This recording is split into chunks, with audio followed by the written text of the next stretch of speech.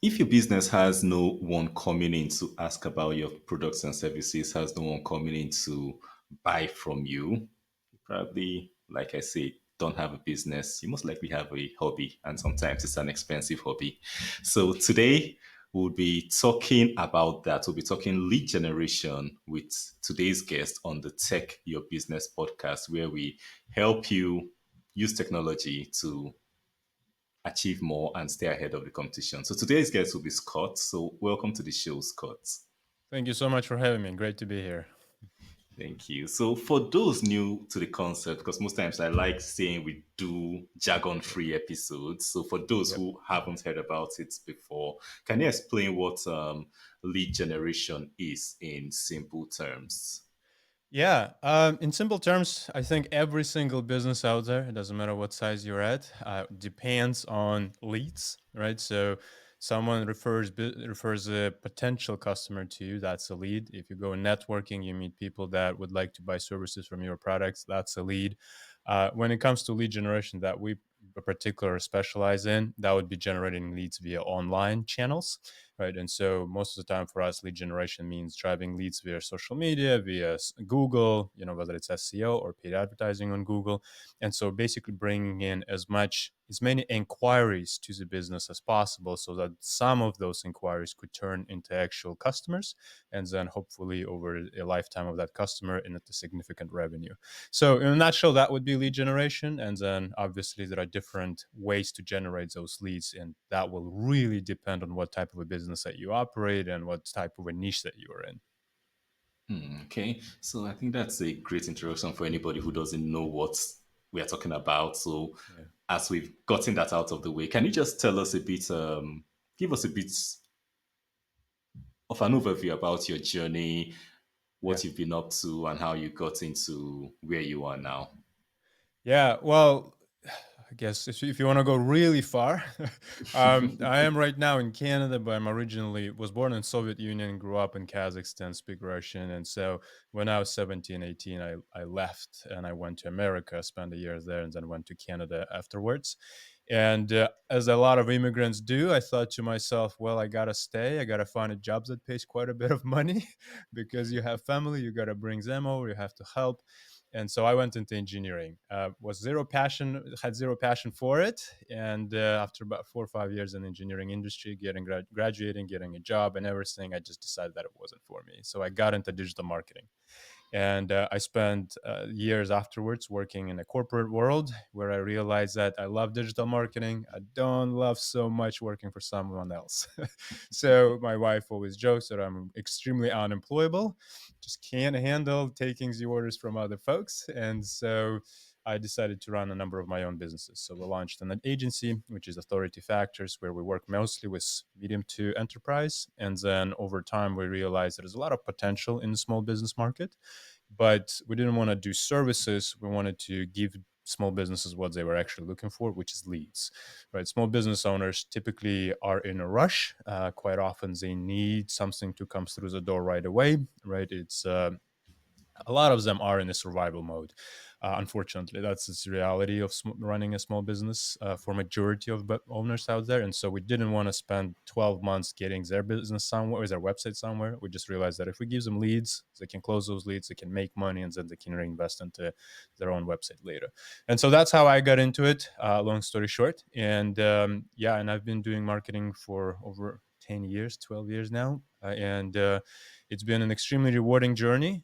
We own a portfolio of our own small businesses as well. And so anytime I make recommendations, those are always based on my own practical experience of spending my own dollars, seeing bleeding and crying over those dollars and learning hard lessons, and then hopefully saving dollars for my clients. Yep, Yeah, I think your story is actually similar to mine because I also studied engineering, petroleum engineering. that's it. But I think almost at the end, I realized I didn't want to do it, and No, nope, I I've didn't want to started do it so either. many Yes. businesses since then. And I think I always tell people I've never had a job, and I don't see myself having one because I don't know where I'm going to start from. Yeah. Yeah, I Yes. think engineering is a fantastic industry to be in if you're truly passionate about it. But some of us go into it and we just realize that I think we need a little bit more freedom, a Yeah, little a bit more lot more breathing room. freedom. Yeah, yeah.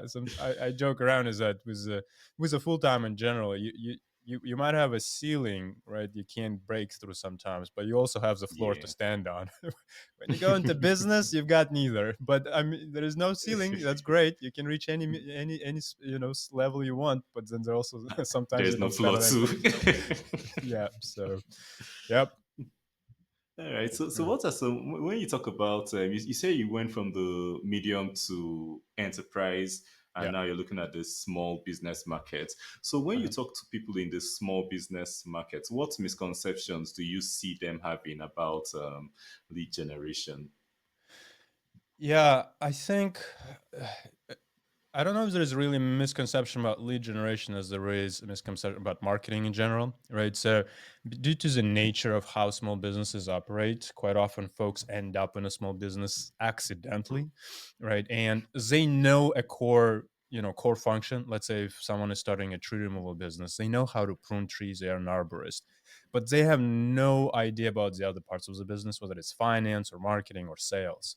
And so, what happens quite often when we work with small business owners is that it's very hard to find a small business owner who is actually business minded. They if they so we have situations where we'll send a lead and then a small business owner will pick up a phone and will say like, "Who is this?" That's not the way you operate a business. You typically want to pick up a call and be like, "This is XYZ business. How may I help you? You know what problem you're facing," and that takes time to learn perhaps, but also you Yeah. have to have some sales skills in order to be good at it. And so that's kind of the roadblocks that we face sometimes with clients is that they just do not they're really good at the being operator, but they kind of lack that part of the actual sales and marketing. And that's when it's good to maybe perhaps bring someone in, but it's also difficult to do because business is not generating enough money to cover that many people, right? And so yeah, that's usually what we find to be, I guess, not misconception but so much as a roadblock. And a lot of small businesses obviously expect quite a bit right away in terms of marketing. So that's why we don't do marketing for small businesses. We don't work on their SEO to rank them on Google over the long term because there's just not enough patience. Small businesses quite often need something to come through next week in order for them to pay the bills, in order for them to make sure that their family has everything that they need. And so, long-term campaigns are just not that fruitful for them per se. It's fruitful over the long term, but there's just not enough Yeah. patience to wait it out. Yeah, So this is an interesting take because, like you said, it's actually true. A lot of business owners are working in a field and then they get yeah, excited about how much they can make in the field and they don't realize yeah, leaving that job in the field and going into doing a business in the field means you're going to yeah, do like 10 other jobs in addition to what you yeah. started with. Exactly. And it's not a very easy 9 other jobs to do either. Right? I know some some business owners who haven't had a website for years now because they just don't know how to get started on it. And it's yeah, you have to take into account the entire macro level of running a business. There's more to it than just operations are important, but there is also finance, there's also marketing and sales and human resource, like just working with people and figuring out how to communicate with your own team as well as external customers. There's a lot and it takes Yeah. quite a bit of skills to learn. Yeah, Yeah, that's interesting. So now you talked about different ways leads can be yeah, generated. Different yeah. ways leads can be generated. So now, what are some common cost-effective ways a business can generate leads? Yeah, so really depends on what type of a niche you're in. So if you're a real estate agent, real estate agents have money. Oh, quite a few of them. It's very lucrative niche to be in, industry to be in. And so what happens is that when they go online, the best of them tend to spend quite a bit of money, and so that niche is very competitive online, right? So we don't get involved with real estate industry in particular because it's too competitive, it's too expensive to acquire leads there, and so you can't do it very effectively on Google per se, it's going to be just too much money. But you can still go on social media like Facebook and Instagram and TikTok and whatnot. So there's leads opportunities there. However, when it comes to something like lawn care or tree removal, there's a lot of opportunity on Google, right? So running ads on Google, for example, is a great way to generate leads. Doing SEO over the long term, that can generate leads. We have some websites on that rank organically in different geographies within Canada, and then those generate 3, 4, 10 leads a day, sometimes 4 or 5 thousand leads a year, just off of the organic presence on a search engine, right?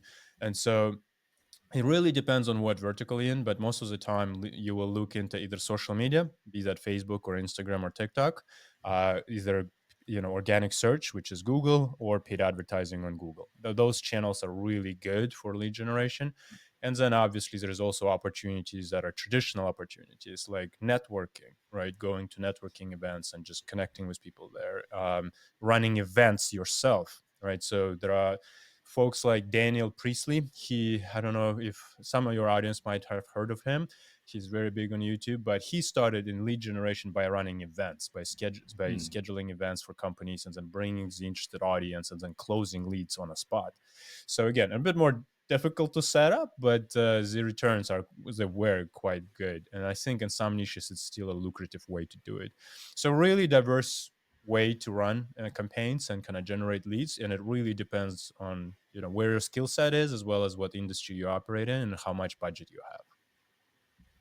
Okay. So now, you mentioned different ways to generate leads, adverts, Yeah, events, and so on. But a lot of business owners might be confused because they don't know which of them to. Like I said, they have 9 other jobs to do yeah, from yeah, what yeah. they're doing. So, what's the best way for a business to know which of the lead generation channels to focus on, and what's also the best way for them to decide on what audience on yeah, knowing what their best audience would be? Yeah, I would default to Google first. I would look into Google first, and then I would go for social media, and then I would go to physical events. Right, physical events are harder if you're organizing. If you're just attending one yourself, it's obviously easy. But that would be the last, and in my opinion, the one that generates the least, I guess, in a short period of time. But Google is a great start. It's a great place to start because it, any of those will require skills. So I guess the best place is to talk to an expert and see how they can do it for you. But if you're gonna go do it yourself as a business owner, then definitely with Google, you can start running Google Ads. That's gonna be a fast way to figure out whether there's actual demand for the services you offer and how much of it and how much it's gonna cost you to acquire that. We have some niches where it costs us, like in one of my own businesses, 3D printing business, it costs $20, $25 to generate a lead. But then there are other niches where some of our clients are in, and those can cost $3,000, $4,000 to generate a lead, right? So it's really drastic range that we're working with, and it all just comes down to the type of a service that someone offers. The more sophisticated it is, the more competitive it is, the more B2B it is, the more expensive it tends to get, right? So that's what we find to be usually the case, as well as traditional industries like mortgage or insurance or real estate tend to be expensive as well. Okay, that's a great distinction. So now, when we leave that Google Ads, especially and co, you also mentioned social media. So how Yeah. can its business leverage use social media to generate leads without getting overwhelmed by social media? Because there are a lot of channels, there are a lot of ways you can Yeah. interact on social media. Yeah. The best way would probably be to just create content that you're natural at creating. So, quite often we try to be someone we're not on social, right? We're trying to present this kind of a image that's not true to ourselves. And so I find that those who are more authentic in terms of how they speak and how they communicate with the audience tend to be more successful and get more comfortable with the idea of doing something on social. So video would be a great start. So it's quite easy to pick up a phone and just start, even recording yourself in terms of like, hey, I just did this job. Hey, look behind me. tree, we took it down, right? That could be 5 minute video just recording what you did for the last 2 hours. Take that, put it on social, right? And then if someone gives you a testimonial, leaves a review on your Google business profile, for example, you can take a screenshot of that, post that on social media. So essentially, there's a lot of content that small businesses already have access to. It's just a matter of being creative about it. And then once you start posting it organically, try to see what resonates most with the audience that you already have. Right? If you see that people resonate quite a bit with that video where you actually showed the job and how you carefully and how well you've done it, perhaps you can turn that now into a video, right? And then, oh, sorry, into an ad, and then run that ad because you got a little bit of a proof that audience likes what they see in that video, and now you can actually run it as an ad and kind of start to reach audiences that you didn't have access to before. So that would be the most natural way to get into it. As marketers, we obviously always try to figured out everything from the start. If we're gonna go and record something, it's just DSLR cameras or lights.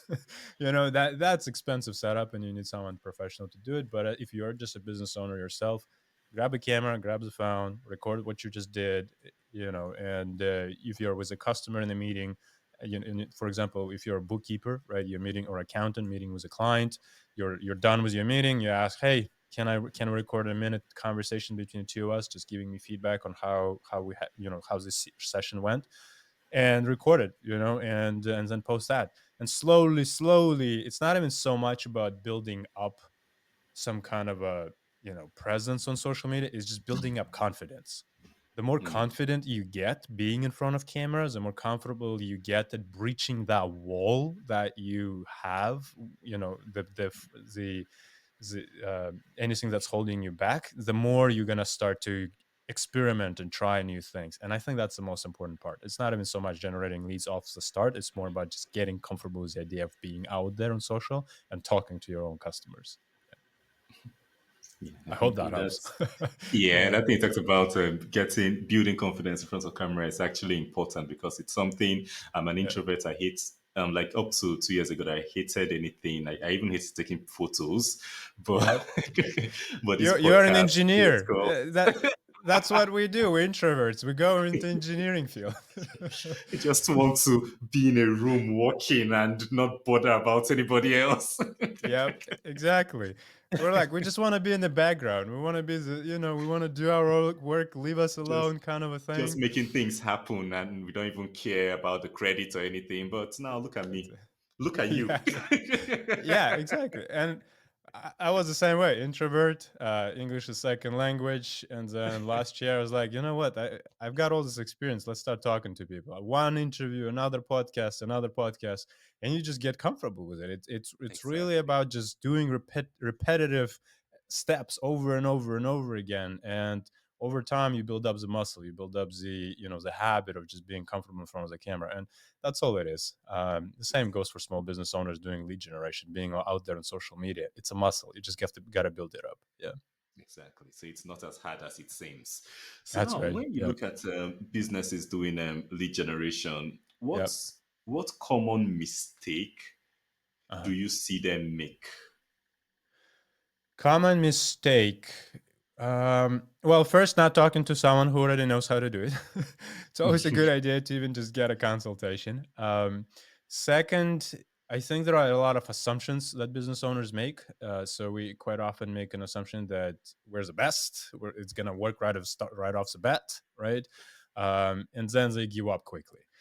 Marketing, running ads, doing any kind of SEO or anything like that, it requires experience. And so if you're going to do it yourself, you just got to be willing to lose money.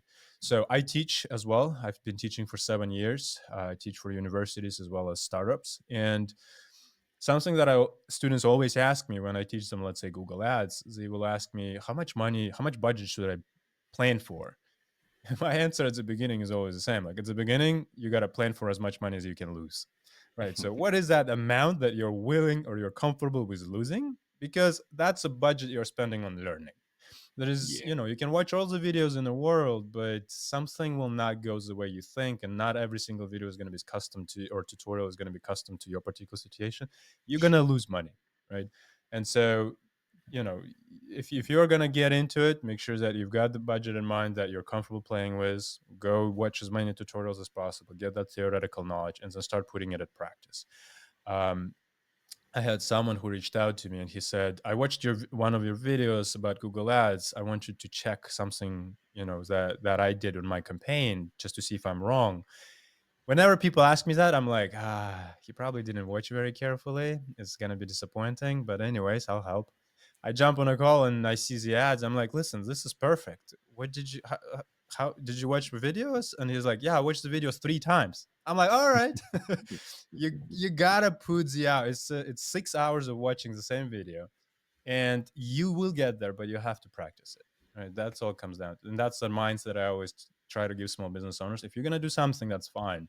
You just gotta invest time and you gotta invest some money into it to make mistakes and learn as much as you can. And the more attentive you are, the more you pay attention to details, the better off it will be. Yeah. Yeah.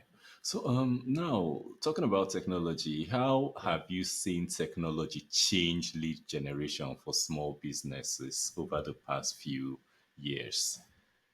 I think that when it comes to digital marketing, it changes every day.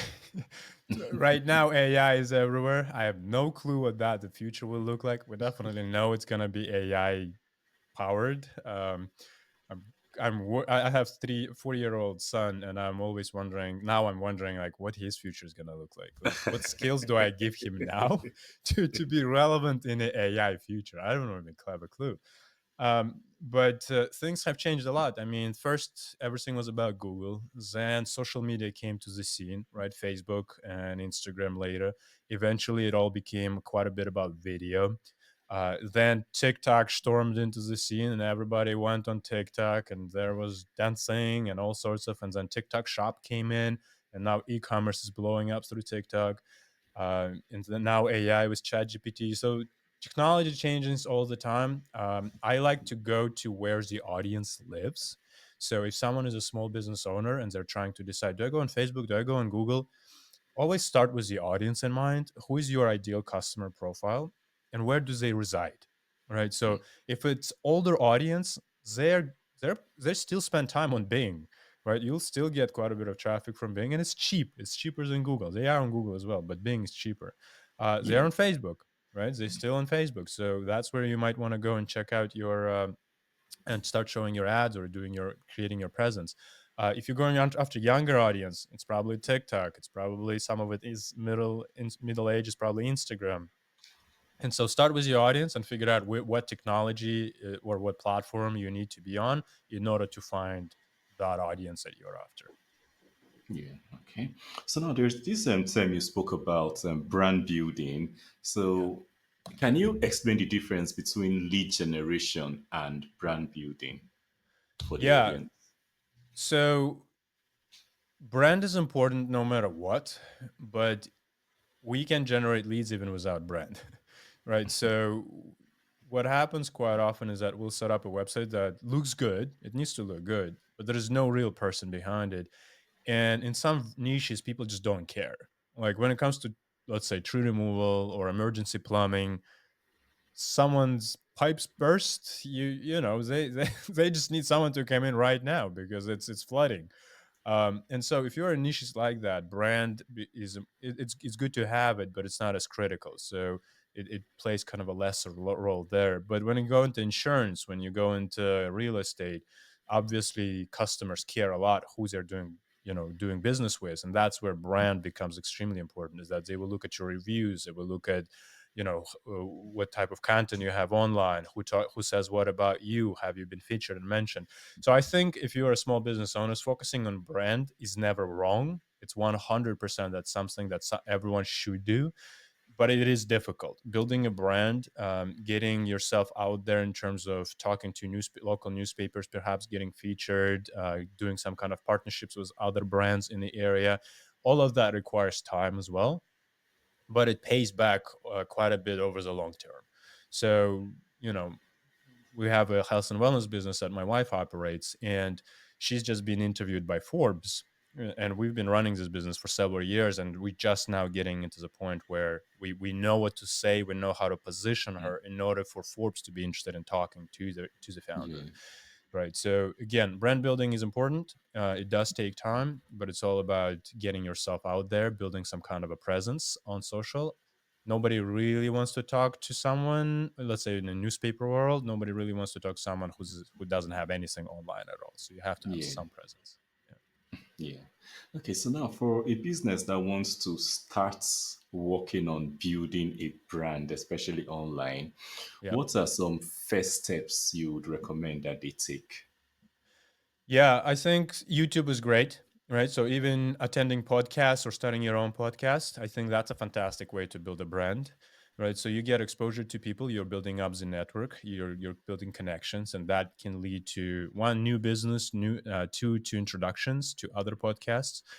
You always and so once you start doing those types of things, you can use them as leverage, right? So if you've attended 10, 20, 30 podcasts, you can use that as leverage to get into other podcasts, and you also get a better understanding of what podcast hosts want to hear or want to talk about, and that makes you even more desirable as a guest, for example.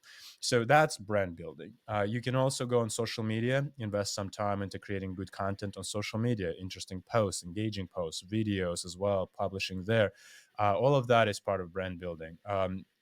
Really good brand builders are those who are able to catch attention of media.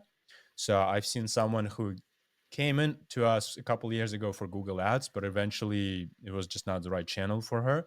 And now she's on LinkedIn and she's attending conferences, she's getting featured in the newspapers purely because she communicates with journalists. So again, if you can't build that relationship with journalists, that's gonna skyrocket your brand. So it's a PR, it's traditional PR essentially that will help to build brand quite a bit, and then that can have a tremendous effect on the rest of the stuff. Like podcasters and everybody else will be interested as well because traditional media is interested. So there is no one way to build a brand, in my opinion. I don't think you can really hack it. I think it's sweat equity that goes into it, and constantly being proactive in terms of building it one block after another, and putting one foot in front of the other to actually kind of get yourself exposure that your business and yourself require in order to be seen by others. Yeah. Okay. So now for a business who is going into brand building, they've started the process, like you said, getting into traditional media, getting on podcasts or things like that.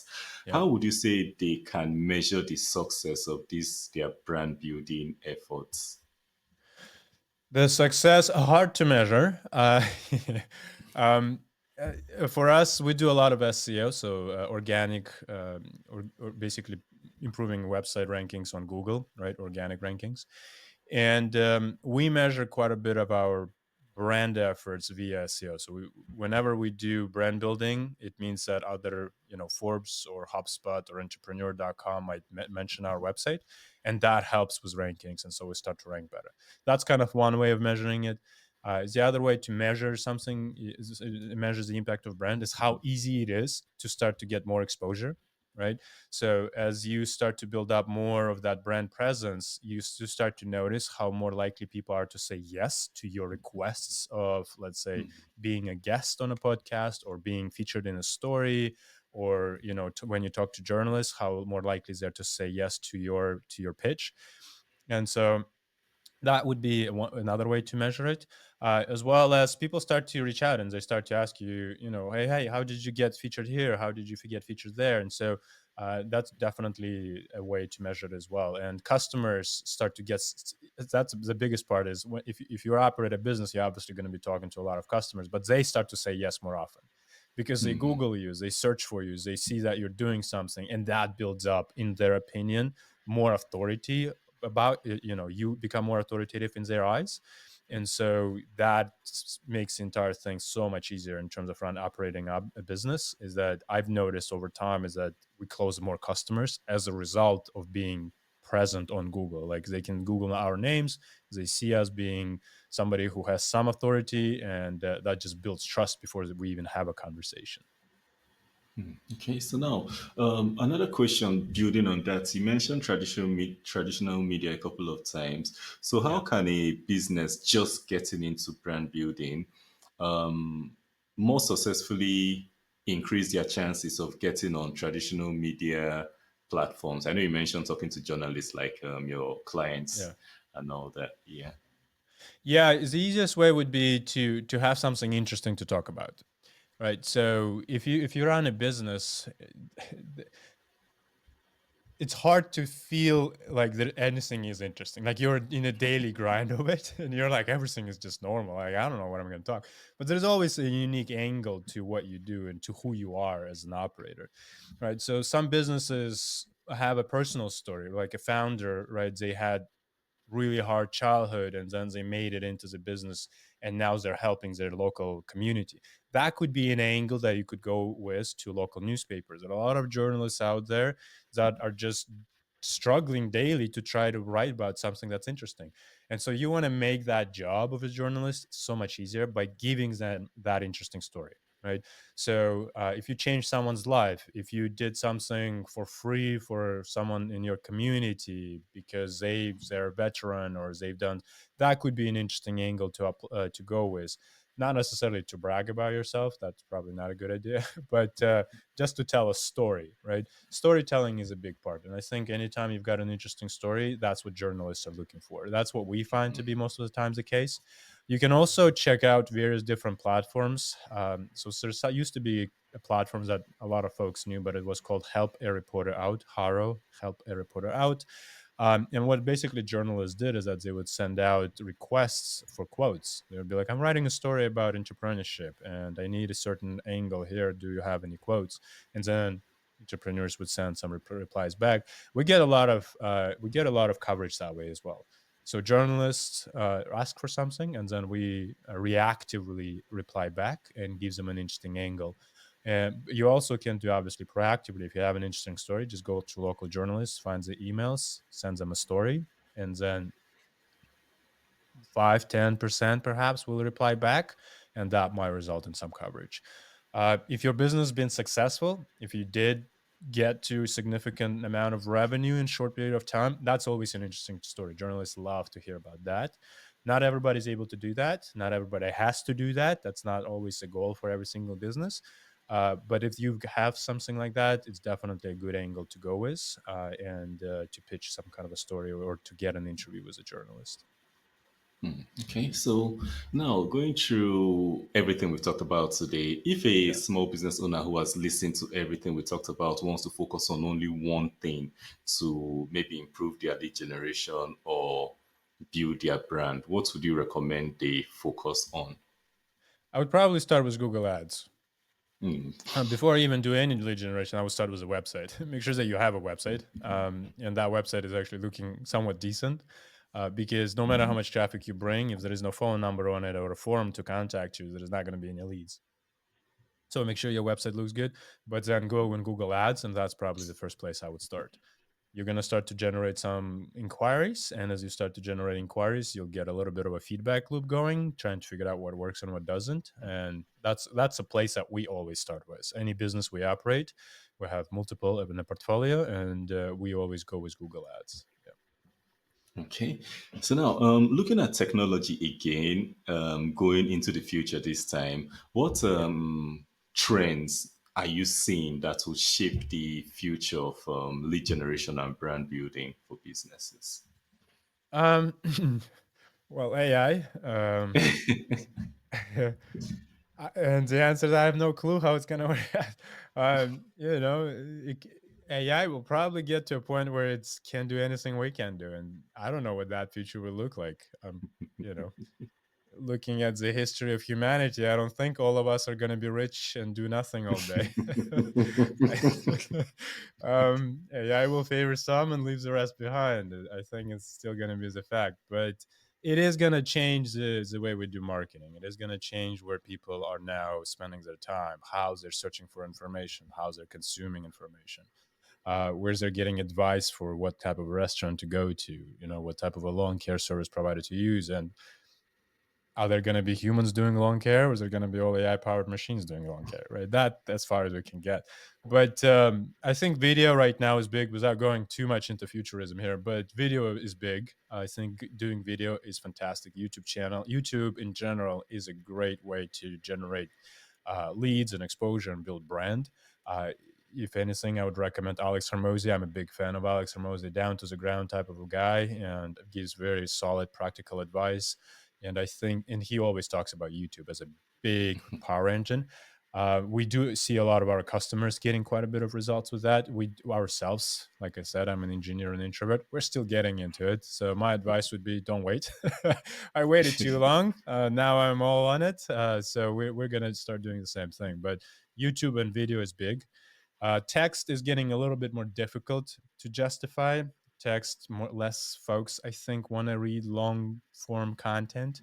And so figuring out ways to obviously make that information accessible via other mediums, whether it's video or audio, anything visual, that would be great. But yeah, those would be my biggest trends, I guess, things that are taking place right now in terms of technology. And then platforms, I think there's going to be more and more platforms popping in every day. I think more TikTok like platforms, here and there. There's going to be acquisitions happening, maybe aqua hires. And, yeah, the future's going to be interesting, and it's moving at fast pace, to be honest. Yeah. Yeah. Okay. So looking through your career, going from engineering, going from to your first job, and starting your business and everything. If Yeah. you were to meet your younger self, probably maybe still in engineering, Yep. and you want to give them advice that would get them to where you are, where you want to be faster. What's that one piece of advice you would give your younger self? That's a loaded question. But good question. Wha- well, if you met me in university, I was still talking about business. I was talking about entrepreneurship. Right? I had crazy ideas, and I never thought that anything is impossible. But the advice that I would give is probably be patient. It takes time, right? Something that, unfortunately, access to information does that.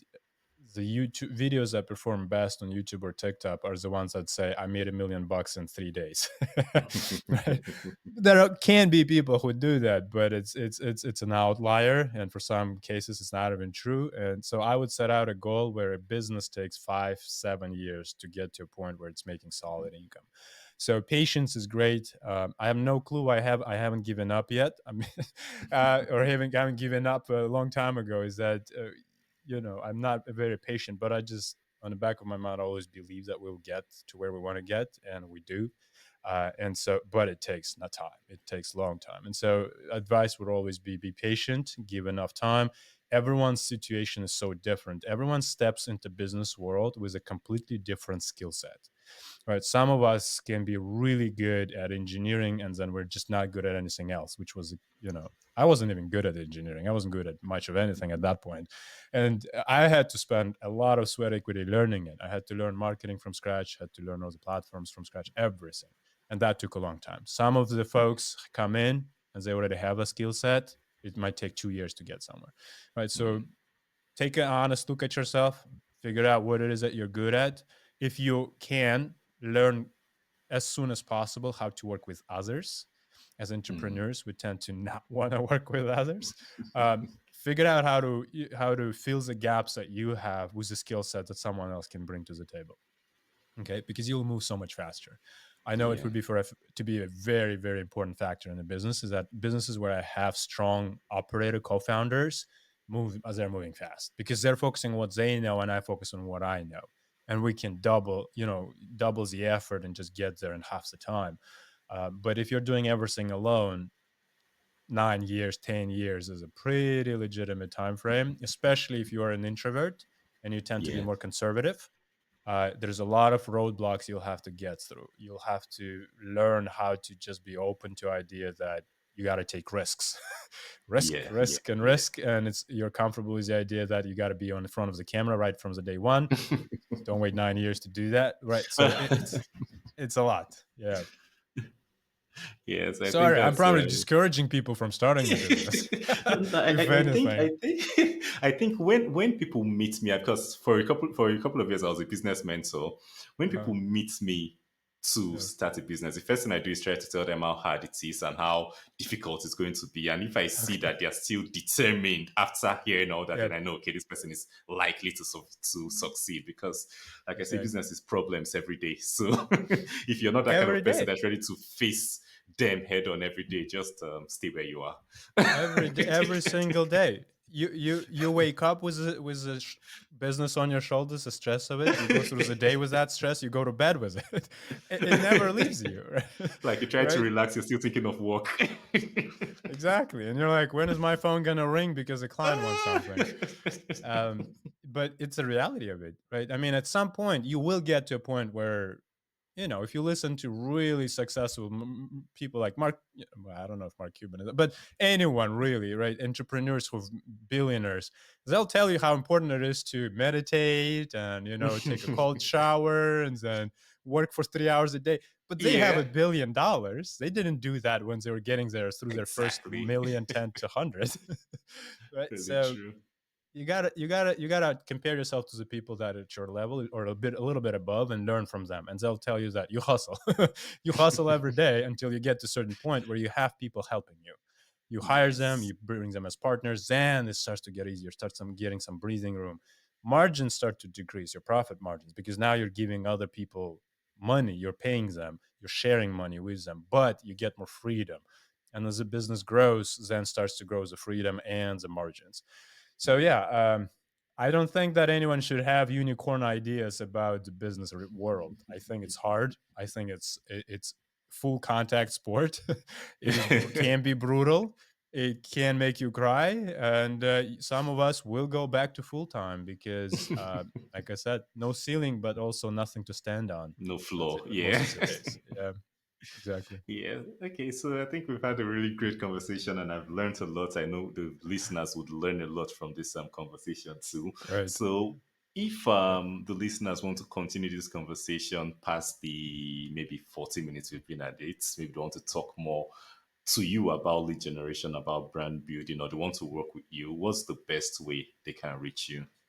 Yeah, you can Google my name. We've done pretty good SEO on my own name, which is something that we always start with, brand. So you can Google my name, find any properties that any website, whether it's my personal website, scottgabdullin.com, whether it's LinkedIn or Twitter, and we can start a conversation from there. LinkedIn works great. I love LinkedIn for professional connections to build, communication there. So that would be a great place to start.